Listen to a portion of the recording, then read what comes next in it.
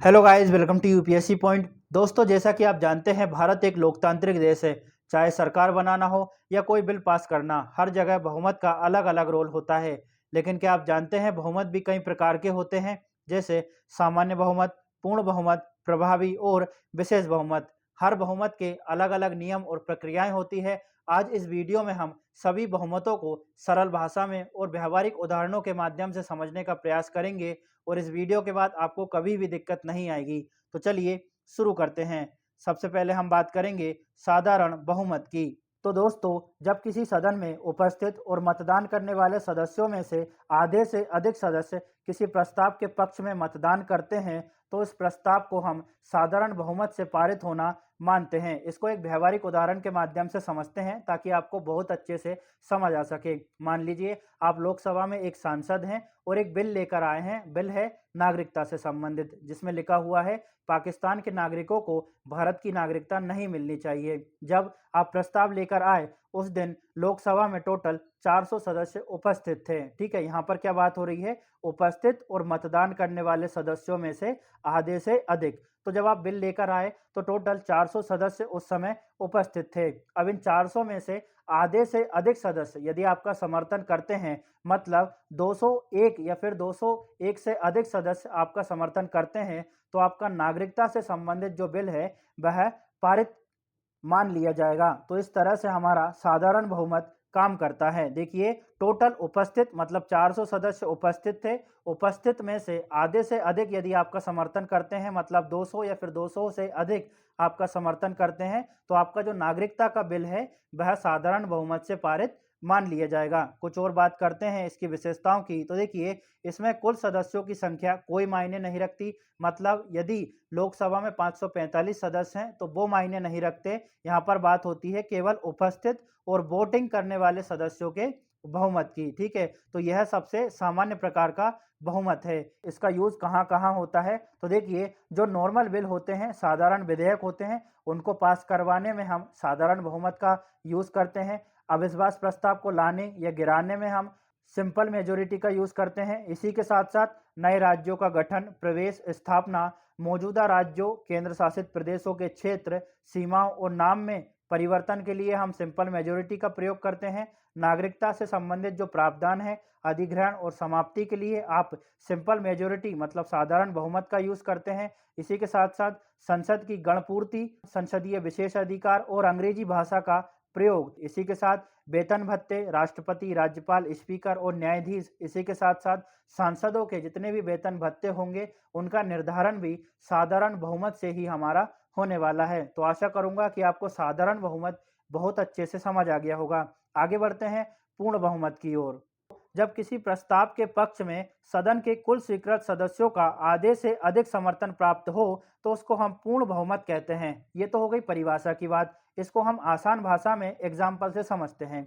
यहाँ पर बात हो रही है सदन के। अब सदन कुछ भी हो सकता है, लोकसभा हो सकती है, राज्यसभा हो सकती है, या राज्यों की अपनी अपनी विधानसभा हो सकती है। ठीक है, तो सदन के कुल स्वीकृत सदस्यों का आधे से अधिक समर्थन, मतलब यदि हम माने लोकसभा की बात करें तो लोकसभा में 545 सदस्य हैं। ठीक है, आप एक प्रस्ताव लेकर आए हैं, 545 में से आधे से, अब 545 का आधा कितना होगा? 272.5 मतलब 273। अब आप एक प्रस्ताव लेकर आए हैं, यदि आपको लोकसभा की कुल सदस्य संख्या का आधे से अधिक मतलब 273 सदस्यों का समर्थन मिल जाता है, तो आपका जो प्रस्ताव होगा उसका पारित होना पूर्ण बहुमत से पारित होना माना जाएगा। कुछ और बातें करते हैं ताकि आपको और आसानी से समझ आ सके। देखिए, यहाँ पर कुल सदस्यों को आधार माना गया है। ठीक है, यहाँ पर ऐसा नहीं है कि उपस्थित है या फिर अनुपस्थित है या फिर रिक्तियां हैं। यहाँ पर कुल सदस्य संख्या का आधे से अधिक समर्थन होना चाहिए किसी प्रस्ताव के लिए। इसका यूज कहाँ होता है?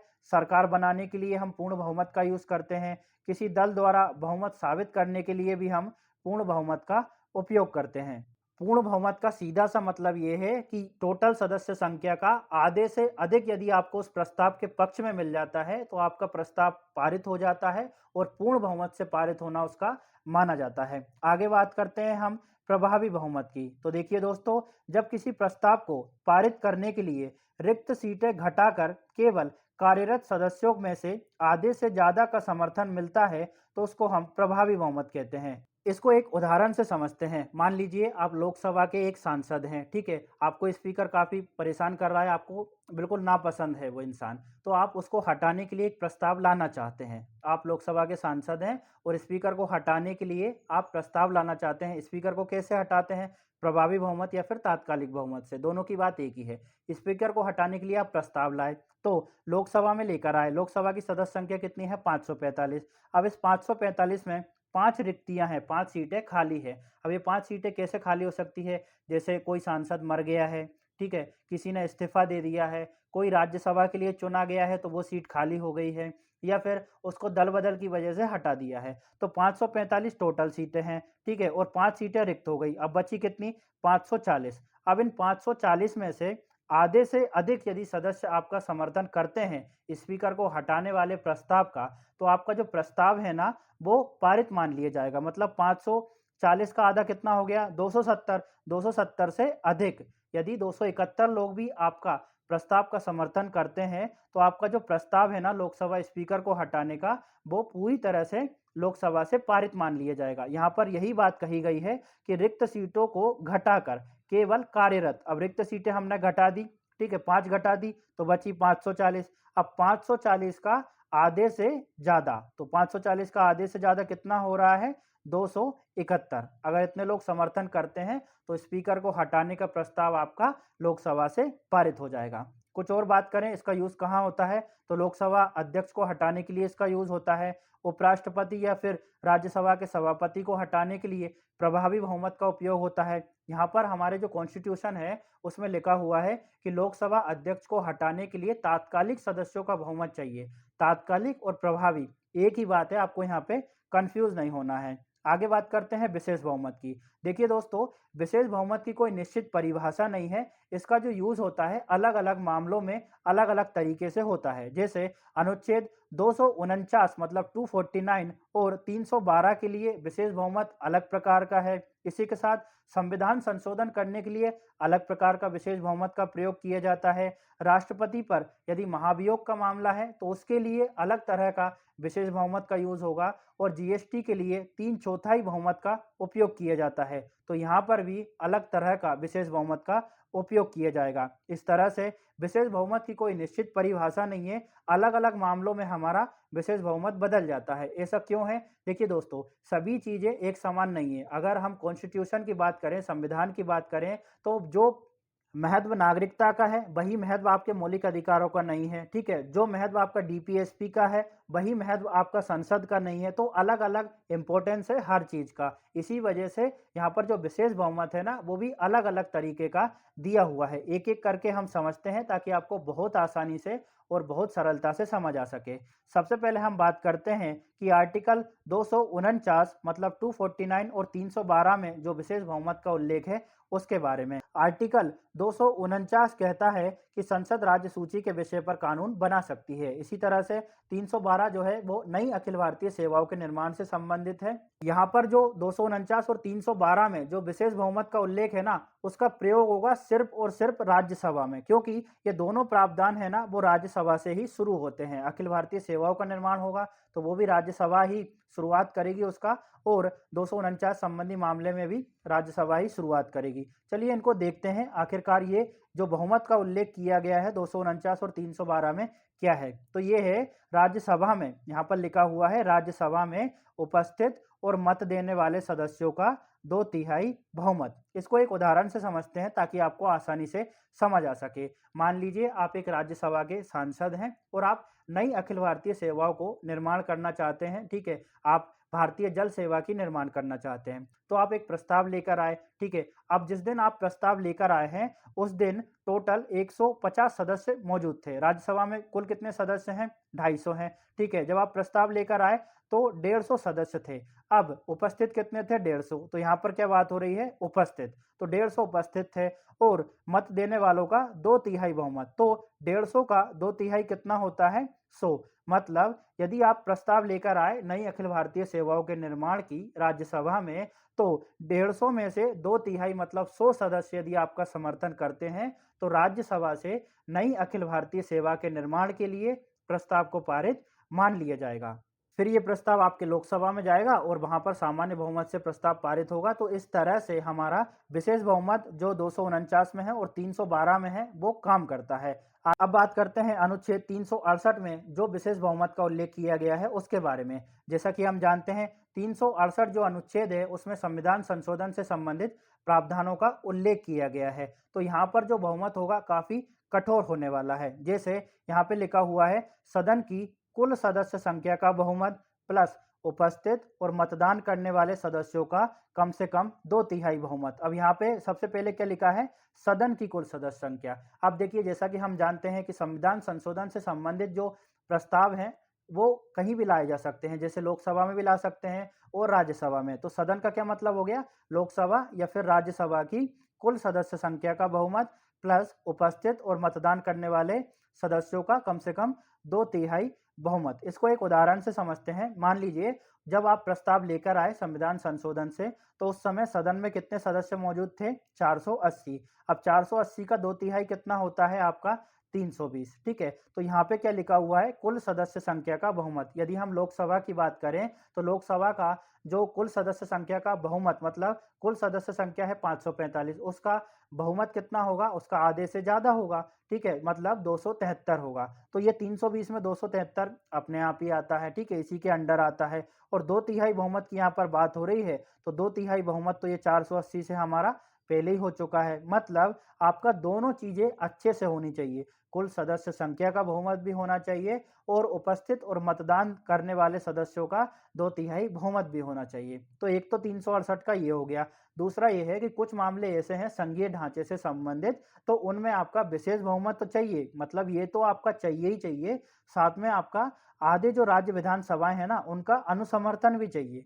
तो देखिए हमारे संविधान में ये लिखा हुआ है कि जो विधानसभाएं है ना वो समर्थन तो करेगी लेकिन साधारण बहुमत से समर्थन करेगी, लेकिन समय सीमा का कोई भी उल्लेख नहीं किया गया है। तो आपको 368 में जो संविधान संशोधन के लिए विशेष बहुमत का प्रावधान है वो आपको अच्छे से समझ आ गया होगा। देखिए दोस्तों थोड़ा सा ये वाला जो टॉपिक है ना काफी टफ लगता है बच्चों को और समझने में दिक्कत भी आती है, लेकिन आप एक दो बार वीडियो को देखेंगे ना तो आपको सब कुछ डिटेल से कवर हो जाएगा, आपको कभी भी दिक्कत नहीं आएगी। और आप चाहें तो हमारा टेलीग्राम चैनल है यूपीएससी पॉइंट ऑफिशियल नाम से, उसे ज्वाइन कर सकते हैं। बहुत सारा अलग कंटेंट आपको वहां पर मिल जाएगा। अब बात करते हैं एक और विशेष बहुमत के प्रकार की जो कि राष्ट्रपति के महाभियोग के दौरान प्रयोग होता है। इसमें क्या लिखा हुआ है, सदन की कुल सदस्य संख्या का कम से कम 2/3 बहुमत से यदि संकल्प पारित होता है तो राष्ट्रपति के विरुद्ध महाभियोग की प्रक्रिया संपन्न हो जाएगी। ठीक है, तो यहाँ पे क्या लिखा है, सदन की कुल सदस्य संख्या। अब सदन कुछ भी हो सकता है, लोकसभा हो सकती है, राज्यसभा हो सकती है। कुल सदस्य संख्या यहाँ पर कुल लिखा हुआ है। ठीक है, कुल सदस्य संख्या का 2/3 बहुमत। जैसे यदि हम बात करें लोकसभा की तो लोकसभा में कितनी सदस्य संख्या है, 545। ठीक है, तो 545 का 2/3 कितना होता है, 364। यदि राष्ट्रपति को हटाने के लिए लोकसभा में प्रस्ताव लाया गया है तो 364 सदस्यों का समर्थन जरूरी है। इसी तरह से राज्यसभा की सदस्य संख्या है 250। यदि राज्यसभा में कोई प्रस्ताव लाया गया है राष्ट्रपति को हटाने के लिए तो 250 का 2/3 कितना होता है, 167। ठीक है, तो इतने सदस्यों का समर्थन चाहिए जब जाके राष्ट्रपति को आप हटा सकते हैं। तो राष्ट्रपति के लिए अलग प्रकार के बहुमत का उल्लेख किया गया है। अब बात करते हैं हम एक मोस्ट इंपॉर्टेंट बहुमत का जो कि हाल ही में जोड़ा गया है, जीएसटी से संबंधित बहुमत, जहां पर 3/4 बहुमत की बात की गई है। इसको हम आसान भाषा में समझने का प्रयास करेंगे। जीएसटी परिषद, देखिए दोस्तों हालांकि संविधान में कई सारे अनुच्छेदों में फेरबदल किया गया है, लेकिन जीएसटी के मामलों में, जीएसटी की दरों में जो भी निर्णय किया जाएगा ना वह जीएसटी परिषद करती है। तो जीएसटी परिषद में निर्णय लेने के लिए 3/4 बहुमत की आवश्यकता होती है। यह बहुमत सभी सदस्य राज्यों और केंद्र के बीच में तय किया जाता है। इस थ्योरी पर आपको ज्यादा ध्यान नहीं देना है, एक उदाहरण से समझेंगे तो आपको आसानी से समझ आ जाएगा।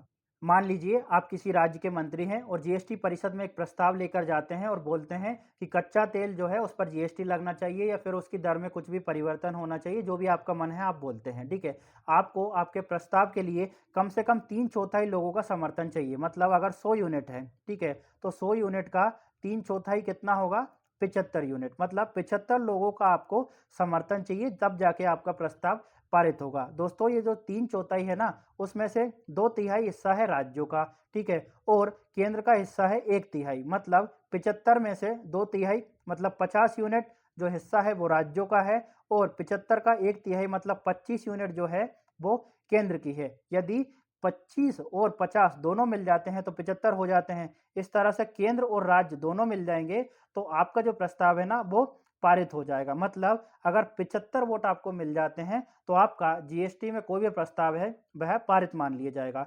मान लो कि यदि राज्य तो आपका समर्थन कर रहे हैं, ठीक है? मतलब 50 यूनिट आपके हिस्से में है, लेकिन केंद्र नहीं कर रहा है, केंद्र ने हाथ खींच ली, मतलब टोटल 25 यूनिट आपकी गायब हो जाएगी। तो आपका प्रस्ताव क्या हो जाएगा? फेल हो जाएगा। मान लो केंद्र कर रहा है और राज्य नहीं कर रहे हैं, ठीक है? तो राज्य में से 50 यूनिट गायब होगी, मतलब यहाँ पर राज्यों को अधिक ताकत दी गई है, ठीक है? तो आपको ये समझना है कि आप यदि कोई प्रस्ताव लेकर जाते हैं, तो उसमें से 3/4 समर्थन आपका चाहिए अगर किसी प्रस्ताव को पारित करवाना है जीएसटी परिषद में। तो आशा करूँगा कि आपको जीएसटी के लिए जो विशेष बहुमत का उल्लेख किया गया है, वो आसानी से समझ आ गया होगा। दोस्तों, ये वाला जो टॉपिक है ना बच्चों को थोड़ा-सा टफ पड़ता है। आप वीडियो को 1-2 बार और अच्छे से देखिएगा, तो आपको आसानी से समझ आ जाएगा। आप चाहें तो उनको नोट डाउन कर सकते हैं। अगर आपको वीडियो अच्छी लगी है, तो दोस्तों प्लीज़ लाइक, शेयर और कमेंट ज़रूर करिएगा। कमेंट में बताना कि आपको पूरा अच्छे से समझ आया है या नहीं आ पाया है, या फिर आपको वीडियो कैसी लगी है। और भी इंटरेस्टिंग वीडियो के लिए चैनल को सब्सक्राइब करें। साथ ही साथ बताएँ कि आप अगली वीडियो किस टॉपिक पर चाहते हैं। Thank you.